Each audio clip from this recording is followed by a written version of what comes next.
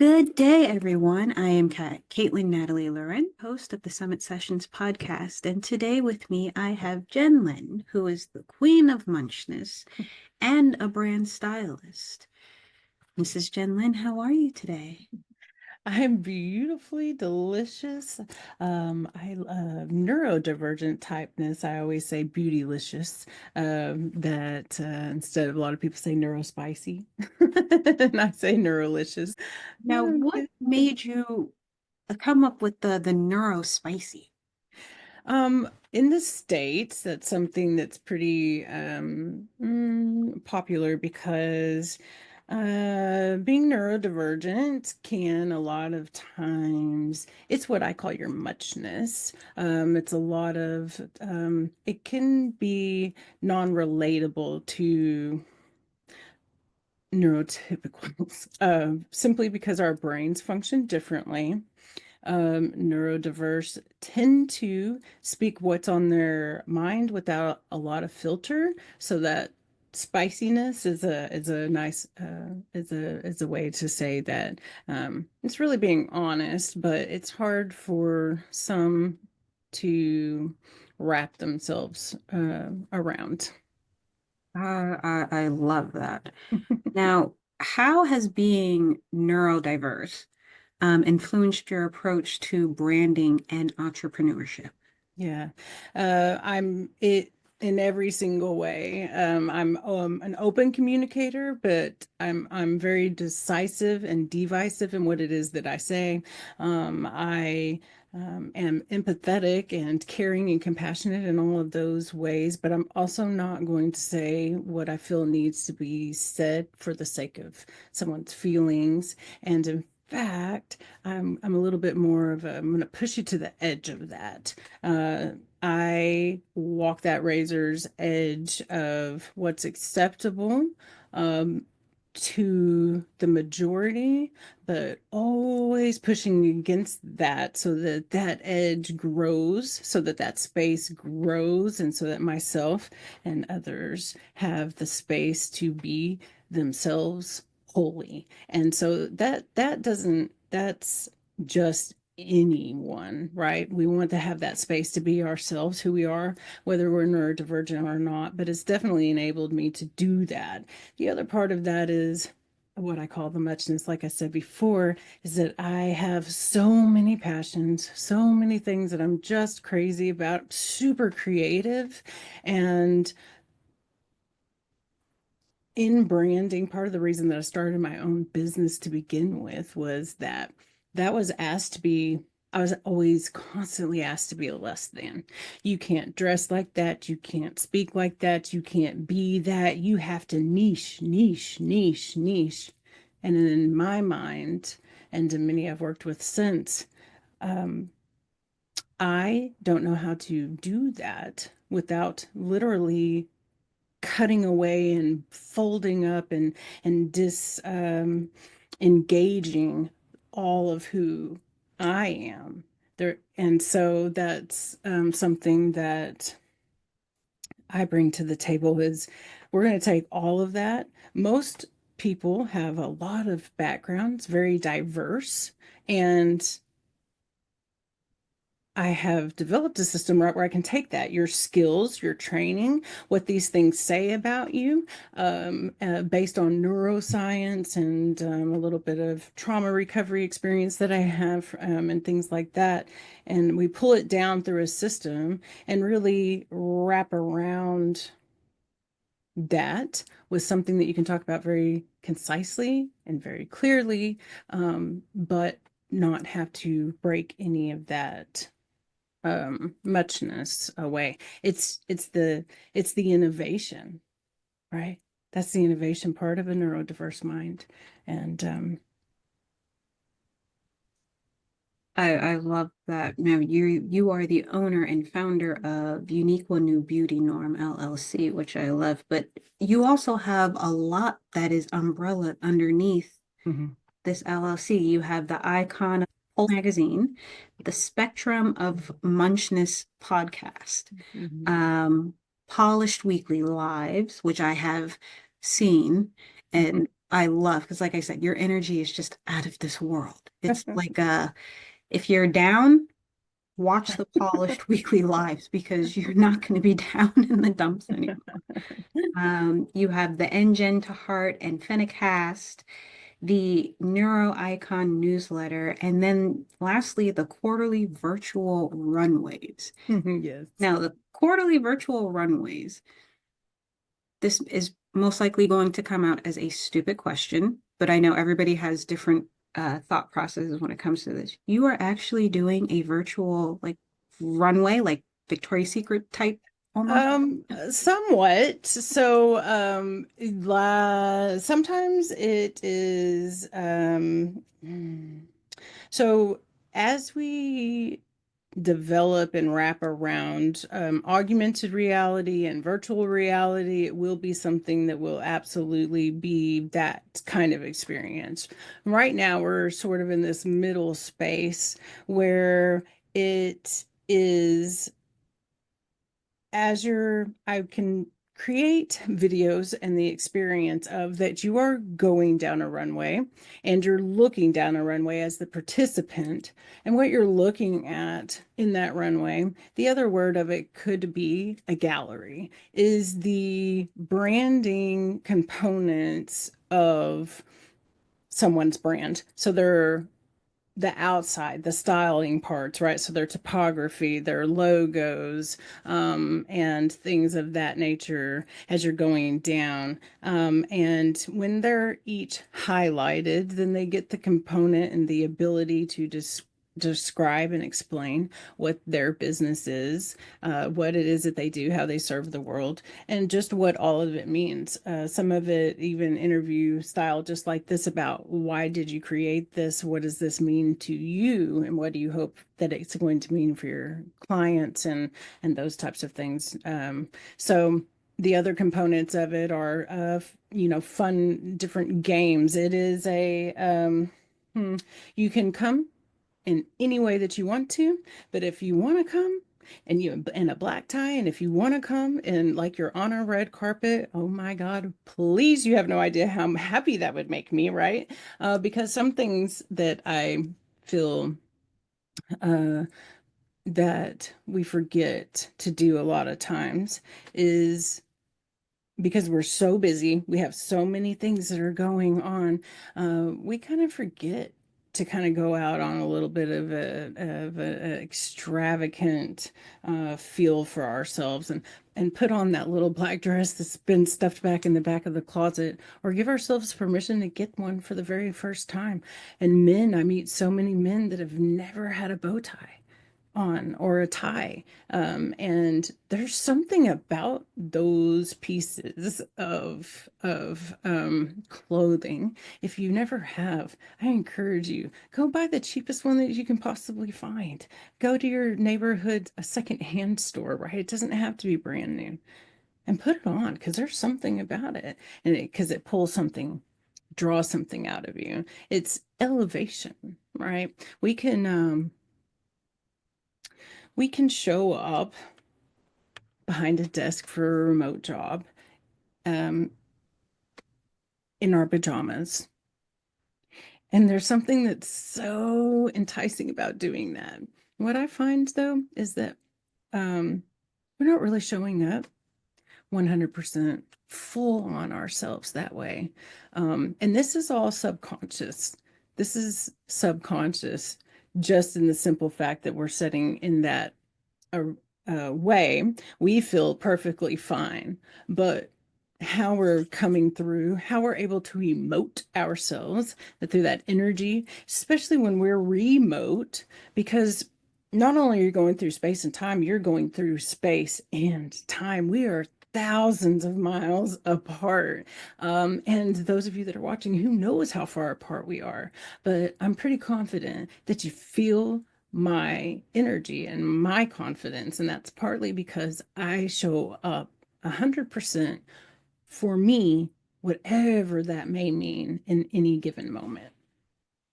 Now, that's great that you say that getting up and, showing up for you by, getting yourself dressed. That is honestly something that I instill in and Mm. my daughter and myself too, because yes, I do work from home and there are days where I will do my hair, but I'll stay in my PJs all day just because I'm Yeah. in sort of a funk and don't want to get dressed. And then I realize, wait a second, Yeah. in order to get out of this funk, I Mhm. need to be in the now and be proactive. So I make it to where every day, whether I'm in the house all day, I'm like, I'm going to get dressed. Yeah, and that really helps be able with some of when you work remote, it can be very difficult in the first place because you're at home. Because if you're tired, you can, that bed's calling from you, right? Like I'm just in the next room, and it's really hard to stay focused. And so it also helps just put that the boundary of even though I'm at home, I'm at work. I cannot even consider that I'm going to go lay down in that bed because I'm at work, right? And I have tasks and I have things that I have to get done today. And it kind of helps close that off in your mind too, that oddly enough, sometimes if I'm definitely not necessarily feeling it, I will walk out of my house and I will go get in my car and shut the door. I will turn my car on and turn on the stereo, and I'll jam out to a song as if I'm driving, and I will stop the car. I'll turn it off, I'll get out, I'll come in and come straight to my office. I say hello to the cats as if I'm speaking to coworkers, and I come straight into my office and I shut the door. Because it helps trigger inside of our mind and inside of our bodies that separation is there. Love that. And that's funny because I do the same thing. I don't have, well, the only pet that we have in our house is a beta fish. Um, Beautiful. I love babies. my it's a beautiful like dark blue color. So she'll Yeah. say hi to Snowflake in the morning, and then of course I'll say hi to everybody. But then I'll come downstairs to the finished basement, which is where I Mhm. work, and I will open up my cabinet, turn the light on, and get my computer booted up and pull. So yes, it's definitely because I could easily, take my laptop and after my daughter's off to school and go back in bed Yeah. Yeah. Yes. with my laptop. And I've also realized that even when I'm sick, Mhm. I will still get my work done because I'll ask either my significant other or my kids. I'm like, can you grab my laptop and bring it up? And Yeah. they're like, And what do you need your laptop for? You're sick. And I'm like, well, there's still work to be done. yes. And that does become something that's convenient. And I do have some different autoimmunes. So Um, sometimes that means I have to be in certain areas of the house that typically we would never be able to work in. And but if I'm writing a report, it doesn't matter what room of the house I'm in. And so I adopt those things also into being able to accomplish what it is that I want to.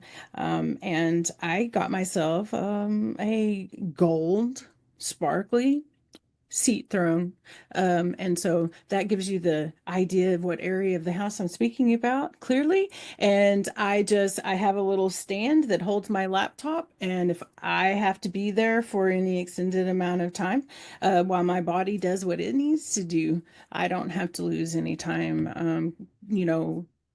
completing the tasks or staying on task. But those little things we tend to not think about, or we I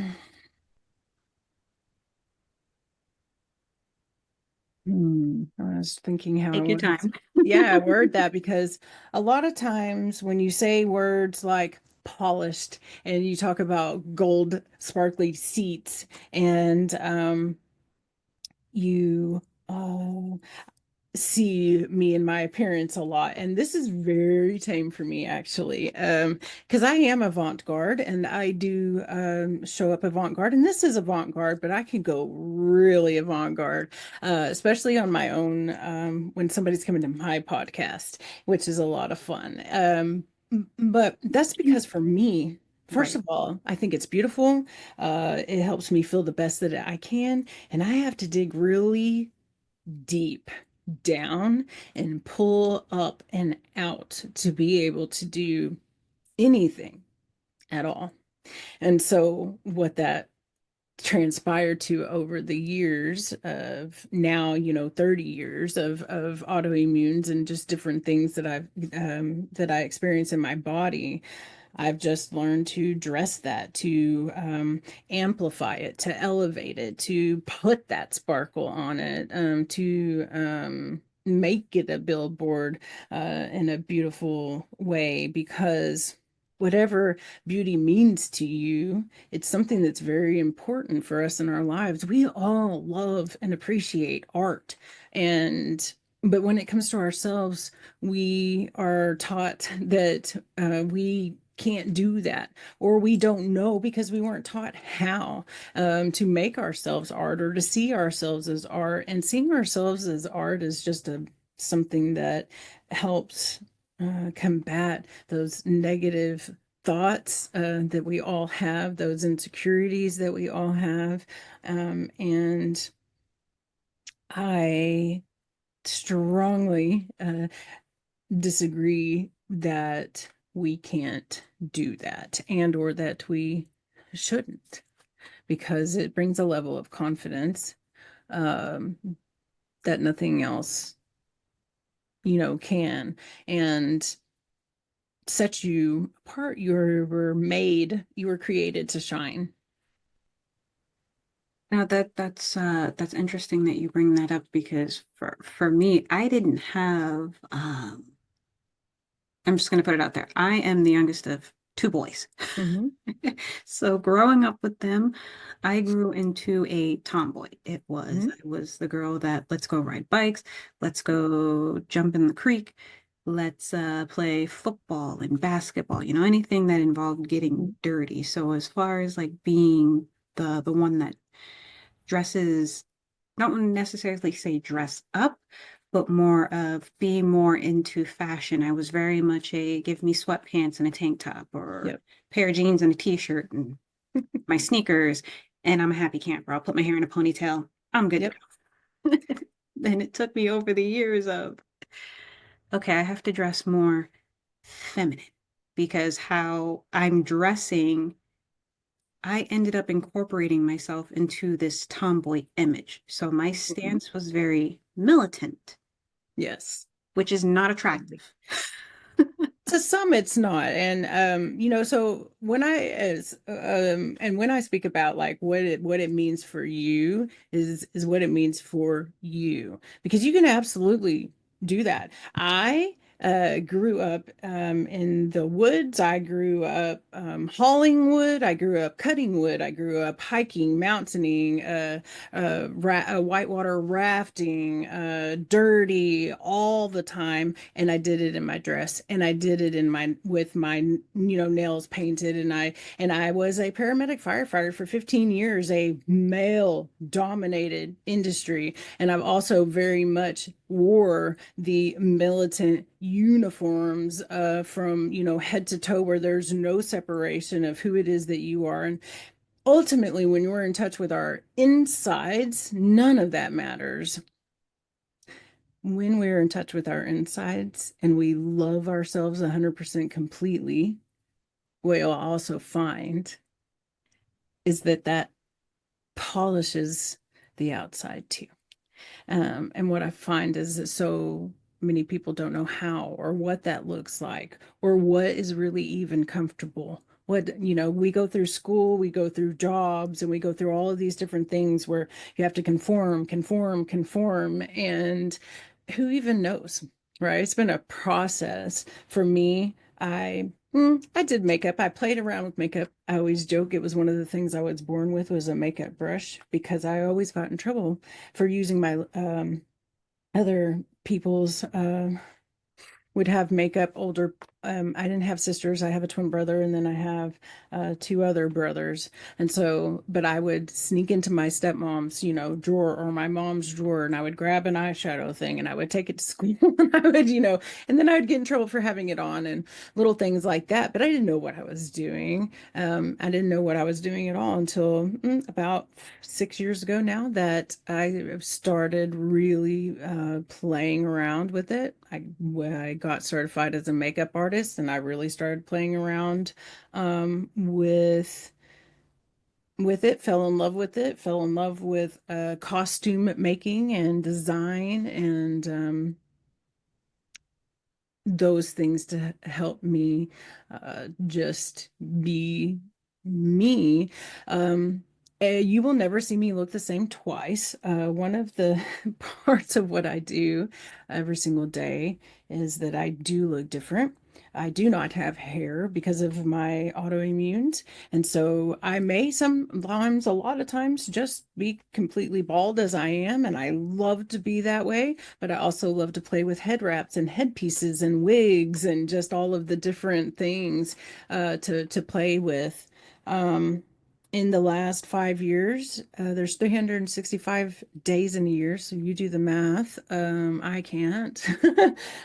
That's how many literal different, not different appearances. People ask my wife and my family all the time, what is it like to not know who you're coming home to or who it is that you're going to be with, because they don't understand that I'm this me.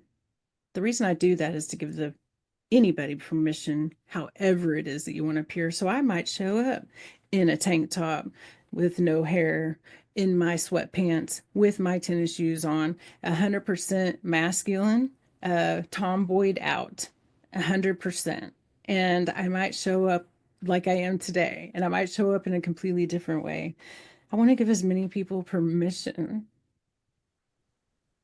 to be themselves, whatever it is that that looks like for them. And I want people's brands and their businesses and their entrepreneurship, their human right for autonomy and freedom to be obtainable in a way that allows them to be 100% authentic to themselves and how they consciously choose to do so, because that changes everything in the world. It does. And I can say your makeup looks fabulous. At the age of 35 years old, I am still trying to get the concept of makeup. And I have your basics. I have foundation, concealer, because I call it the raccoon eyes. Uh, Mm-hmm. I think mainly based in part because I wear glasses. Unfortunately, because I have a stigmatism, I can't wear contacts ever. And everybody was like, oh, go get, laser eye surgery. And that just scares me because I've Yeah. heard so many horrific things from it. So I'm like, stick with my glasses. And then, of course, I have eyeliner and mascara and eyeshadow. And I think my 8-year-old daughter Hmm. is more in tune with makeup than I. Yeah. And the funny thing is I'm a licensed cosmetologist. So at Mm-hmm. school, I learned makeup. I can do someone's makeup, granted, not as, professional expert as you do yours, but I can do the basics on, someone and have them look fabulous. Their hair, amazing, great. When it comes to me, I do the absolute bare minimum because I think it's because I spend so much time and energy on others and their appearance, making Mm-hmm. sure they look great to where when it comes to me, I'm like, I don't care. And it happens a lot.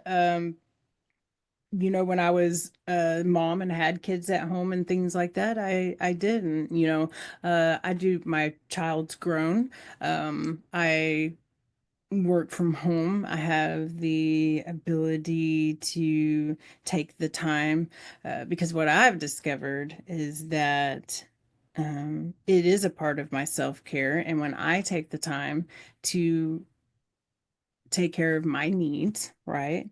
We all know this, but I guess in my own life, what I've found is my secret to my own life and being able to show up for others from a place of overflow so that it's never depleting, right?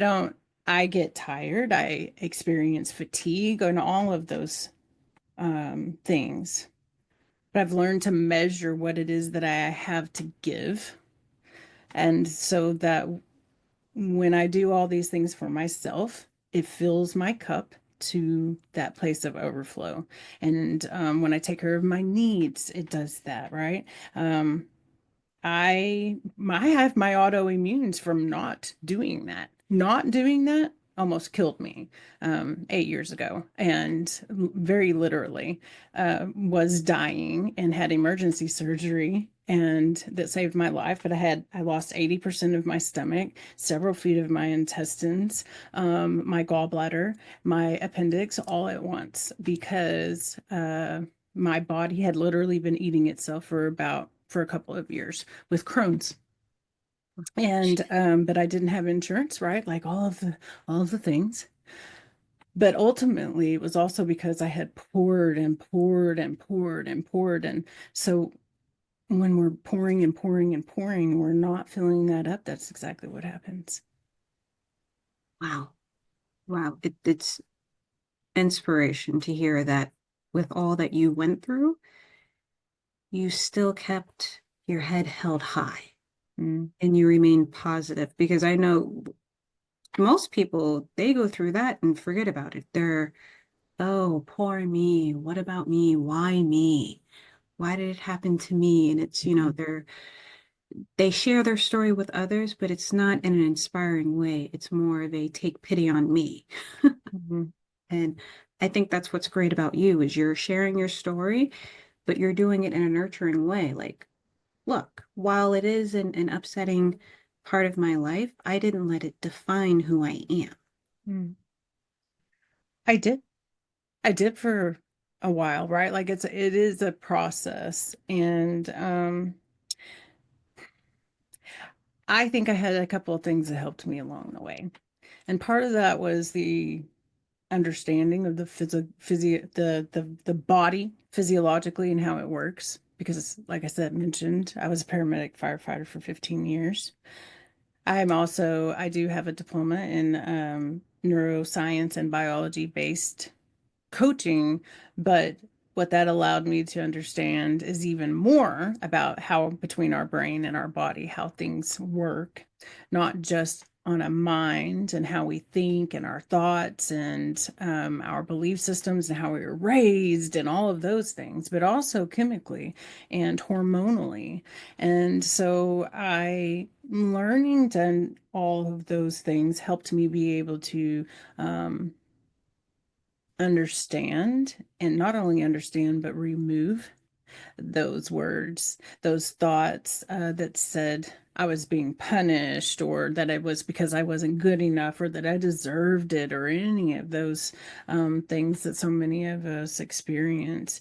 And also and also that was nothing that was not the worst thing that's ever happened in my life to me. So I say that because I want to say, if you're in that space and you hear people tell you that a lot, that you are in that space of pity and or victimhood, please give yourself grace, because I believe in you and I believe that you're doing the best that you can. And for the rest of us, we can lean into that too, not only for ourselves, but for everyone around us, that we're all doing the best we can. And at the end of the day, we're only able to be who we are exactly as we are because of that being the case. Yeah. I have to catch myself because I have so much that I want to say about things. But time exists. Eh, So to be yeah, conscious. time does exist. Now, I want to get into your branding philosophy and vision. Yes. And you keep bringing up this munchness. Now, Yeah. what does sculpting your munchness in gold? mean in the context of personal and business branding?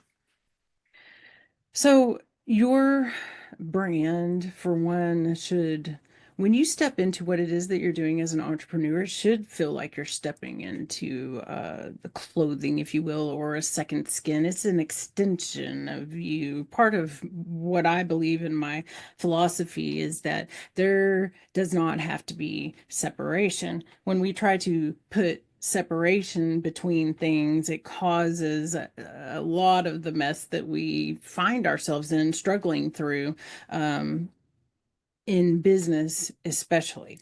Hard skills, leave the soft skills outside. When you get to work, you leave your home life outside of work, you leave work outside of. This is not how it works. That's not how it works.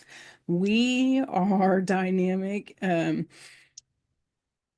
existing pieces of one big whole, and everything that we do is an extension of that. So I talk about the aesthetics a lot, and it is from a customer side point, it's always about the aesthetics in. But the aesthetics can only be this if you are 100% in tune with who it is that you are. The reason that I'm in branding is because it's the core of your entire business platform. It's not seen that way. But we hear it's your core values, it's your pillars, it's the foundation. And then you're given 3 days in most basic business coaching place, to figure out what that is. In between you and that, and knowing what all that means, is mindset, belief systems, trauma, your life experiences, the negative self-talk that you have, right? Like all of that is a part of the process. There's a Buddhist story about a golden Buddha that is covered in dirt, it's covered in slime, right? It's covered in all of these things. And that's us. We're covered in our life, all the things over the top of us. And it's a protection mechanism, right? It protects us. In the story, the monk is carrying this thing that they've been carrying around for centuries. It sees a crack. It gets and he's very curious. So he puts it down very carefully and compassionately, and he looks within to see gold. He sees the gold, and he goes running into the village, and he grabs the abbot, and he's like, Abbot, Abbot, come look. And so the whole village and the abbot come, and the abbot looks, and then he begins to sing. And all the debris and all of the ages that's been stuck on this Buddha begins to just fall away. When we recognize that about ourselves, when we can learn how to develop compassion and curiosity with ourselves. Why do I think this? Why do I feel this? Why does this make me feel this way? Why does that make me feel that way? Right? And we take those deep dives within ourselves. When we learn how to sing praises about ourselves, to and over ourselves, and to and over others, that's the gold. So part of what makes that outside grime, slime, what the gold is all of those parts of you that make you unique. So if you were told you talked too much, you cried too much, you didn't too much, you walked too fast, you said too many things, you didn't learn fast enough, you learned too much, you couldn't speak, you couldn't read, right? Like all those things about you that were too much. You spend too much time drawing, you need to go get a job, you spend too much this, too much that. That's your muchness. And the reason that you heard all of that is because that's what makes you unique and special. And in a world that needs conformity and asks for conformity, we stuff that down. We stuff it down. We stuff it down. And that is what separates you in entrepreneurship, especially, but even in the world. It's what makes you unique. It is what makes you unique. And so in entrepreneurism, I mentioned that before, right? We were told, you have to niche down, you have to niche down, you have to niche down. What I do is take all of that, take a look at what you've done in the past and what did you enjoy? What are your strengths? Because we can all be coming from our strengths. And when we all learn to see that and come from a place of strengths and learn to have people in our lives that have the strengths and places that we have weaknesses, we learn and we move together, we grow, we collaborate together. That's where we can get into a place of real innovation and creation and change, impact and legacy and all of those things. So in your business, when we can identify that, there is no competition. You have immediately, as soon as you step into that, crumbled away all competition. Um, right. So for me, that looked like avant-garde branding. I created a whole, not just a system, a niche, not just a unique proposition, an entire industry, if that's what I want it to be, right? No competition. Nobody does what I do, and nobody certainly does it how I do it. But that's true for you too. That's true for you. So being able to find that and just wrap around what's natural. It's been natural there underneath the surface all along. And so when we get to just pull that to the surface, then all the things that we're worried about, as far as, and especially in business, are we speaking to the right person? Is our ideal client hearing us? Are we making the impact and the change that we want to, and all of those things? And probably not. Probably not at the moment.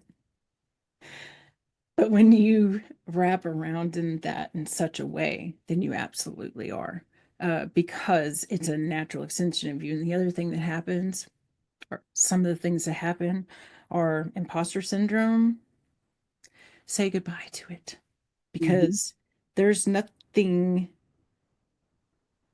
that you are not in alignment with over time. This is a process. Even the system is a process. It takes you a while to get there, but you do. And the imposter syndrome becomes less and less. Fatigue, it becomes less and less, because it's something that you love. It's something that you're passionate about. You're not having to force anything.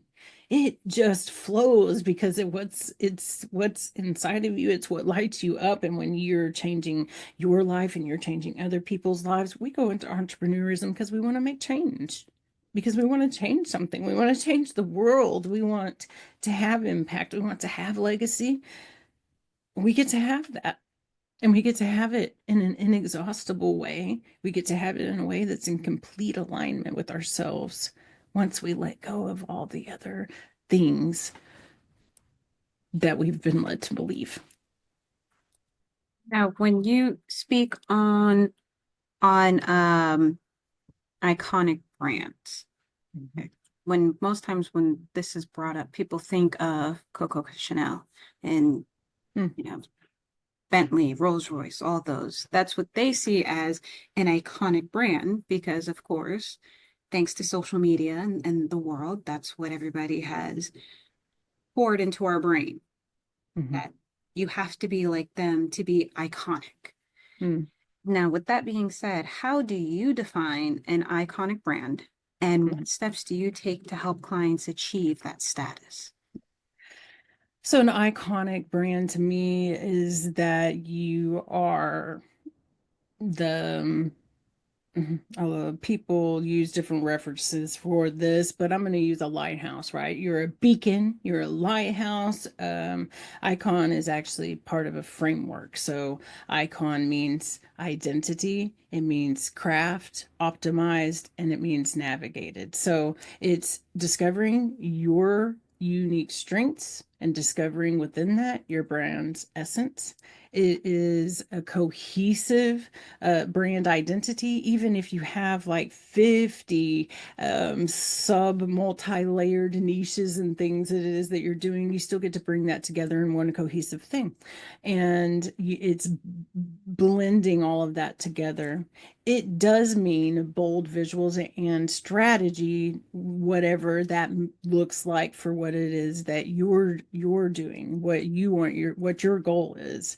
And the optimization is the consistency, it's the congruency, and it's the impact across all those platforms. Because one of the things that I drill into myself and my own practices and to everyone that I work with is those core values. We like to think that there are core values. I know exactly what they are, and they're part of my core. Yes, to an extent, they are. First of all, when you usually start, they're not. They're your dads, they're your moms, they're the school systems, they're the country that you live in. They're actually not. So it takes a little bit to actually get down into those. Secondly, the way our brains work, period. If you're not looking at it, smelling it, tasting it, seeing it, touching it, if you're not involving your five senses with something every single day, it's not flowing from you near in the way that you think it is. And so, what that looks like is every single morning and every single day, I spend time with my core values. I spend time with my goals. I read it. I have it recorded. I listen to it, right? I involve my senses so that everything about me can come into alignment with that. And that is a guide, and it navigates and ensures that you're staying true to what it is that's important to you. And that can grow, that can change, and that can evolve. And so that's that navigation part, is that we use that to navigate us, but also be open to that evolution and evolving and growth happens. And that also what you're doing or your brand, it doesn't have to stay stagnant. My brand is just as eclectic as I am. It changes with the seasons, it changes with the year. It changes, but because I do that so consistently and it's in alignment with my core values and with all of those things, and because it emanates from me outwards, it's not confusing to people that are actually seeing it as it unfolds and experiencing it from the outside. So that's an iconic brand. Iconic is just that you're centered in yourself. It also to me means being at that place of ultimate muchness. Coco Chanel is iconic because they found that, and they found what worked for them as an extension into their brand, and they've carried that through these 100 years, right? They had that congruency and that consistency, and I promise you, it wasn't just because it was coming from the inside. They, however, for whatever reason, knew and understood those steps to be able to stay in that kind of alignment. Now, I want to get into your ventures Yes. because there are a lot of them, and I love that. Now, your first, well, I don't know if it's your first venture, but your Iconoclastic Pulse magazine. Mm-hmm. Okay, first of all, am I pronouncing that right? Yes, it's iconoclastic, which is also a part where that icon comes from. And my branding, it works perfectly because I capitalize the icon part, Yes. right? And so, iconoclastic means to break away, and it means to draw out and draw forward. So, um, in a short way, you tell me what you think is sacred, and I'm going to draw it out of you. I'm going to very lovingly throw that down on the ground and smash it, and let's see what's really sacred there. Um, in our mindsets, we hold things very dear, and they keep us stuck. They keep us from growing. They're not necessarily true. They can keep us from being able to extend ourselves to others. So many things. So it's not just about mindsets or belief systems, but that's a very large part of those of where that comes from.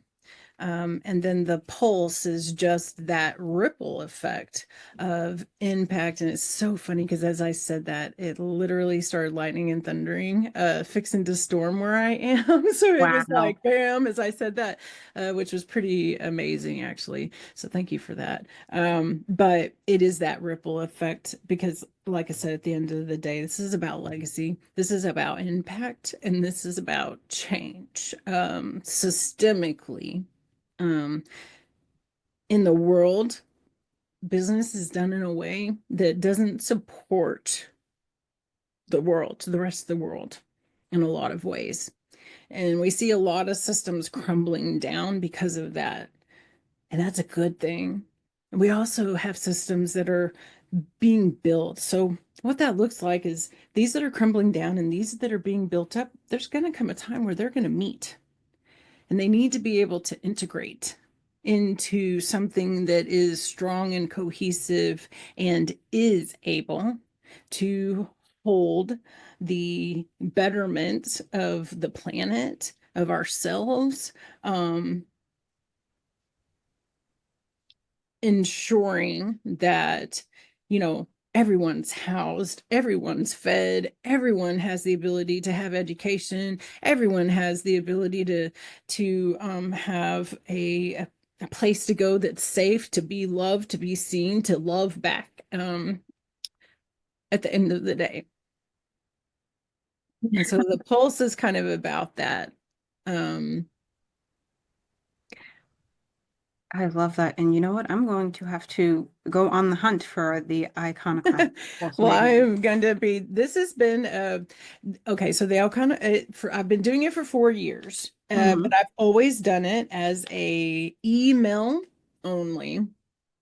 So actually, at the end of this month, on the 28th, you can put a little check mark on your calendar if you want. It's for the very first time coming out to the public and available just to everybody. So this will be issue 37 for me, but the first full public. And with that, I've also made a very special, deliciously beautiful, cram-pack filled issue that has across as many industries as I could possibly think and have the time to look into. What are the trends? What is new? What's innovative?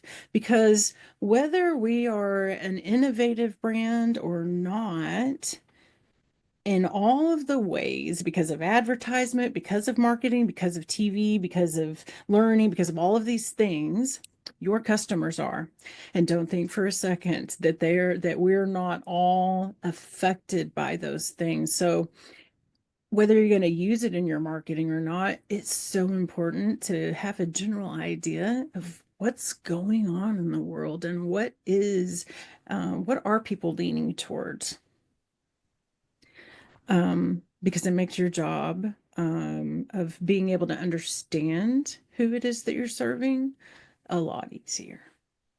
That's beautiful. And I'm glad. And I will say that I will be the first one signing up for the e-magazine because that is honestly the only way that I am able to read anything. Mm-hmm. Yeah. Digitally, because just having a book in my hand, yeah, no. Which is funny because part of the reason I'm bringing this out to life, and it is going to be and physical, is because I meet so many people that are like, I need the tangent, I need the, I need to feel it, I need to hold it, I need to have the weight of it, and so I'm just kind of bringing it out in both ways. But what's really fun about the electronic is that it's not just written pieces, it's actual videos and links that you can follow. And I'm just going to throw this out there.